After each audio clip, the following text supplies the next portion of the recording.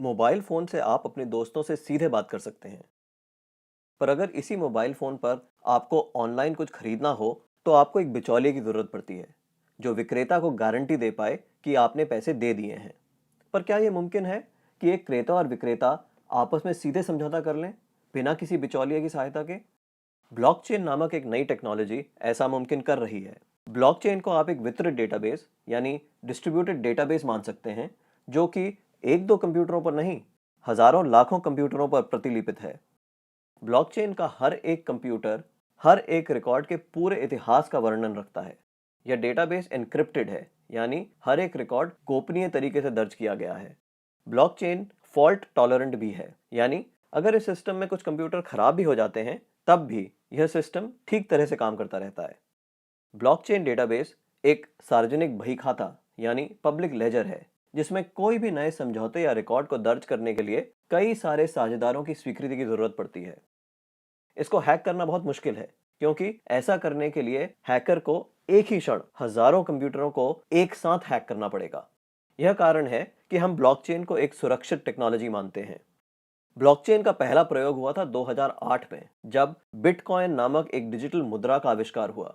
Bitcoin मुद्रा किसी देश, सरकार या बैंक द्वारा नियंत्रित मुद्रा नहीं है, यह एक डिजिटल मुद्रा है। अधिक जानकारी के लिए आप बिटकॉइन को गूगल कर सकते हैं।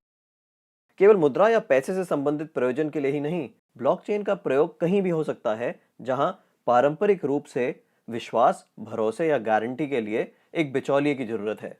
जैसे वह सभी सौदे जिनकी आज नोटरी पब्लिक या किसी सरकारी संस्था को पुष्टि करनी पड़ती है। मान लिया जाए कि आप एक मकान खरीद रहे हैं। आप चाहेंगे कि इस सौदे को सरकारी रजिस्ट्रार के यहाँ दर्ज किया जाए, ताकि आपको एक सरकारी दस्तावेज मिले जो साबित करे कि आप उस मकान के कानूनन मालिक हैं। पब्लिक रजिस्ट्रार केवल इस सौदे का एक सबूत दे रहा है, और ऐसी संभावना है कि भविष्य में पब्लिक रजिस्ट्रार का काम ब्लॉकचेन टेक्नोलॉजी कर दे, क्योंकि उसमें दर्ज सौदे की भी उतनी मान्यता होगी जितनी आज रजिस्ट्री सर्टिफिकेट की है। सार्वजनिक होने की वजह से इसमें घपले की संभावना भी कम होगी। ब्लॉकचेन टेक्नोलॉजी के उपयोग के कई और संभावित उदाहरण हैं। जैसे किसी सरकारी योजना के अंतर्गत यदि एक गरीब आदमी को कुछ वेतन मिलना हो, तो ब्लॉकचेन टेक्नोलॉजी से उसको वह रकम सीधे उसके मोबाइल फोन पर दी जा सकती है। या अगर किसी प्राकृतिक आपदा से ग्रस्त लोगों को नुकसान भरपाई करनी हो, तो उनकी सहायता राशि सीधे उनके मोबाइल फोन पर दी जा सकती है।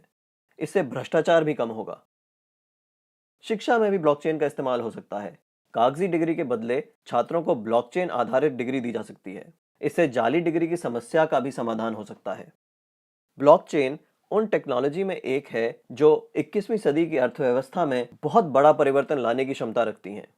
आपको ब्लॉकचेन टेक्नोलॉजी में क्या नया हो रहा है, इस पर नजर जरूर रखनी चाहिए।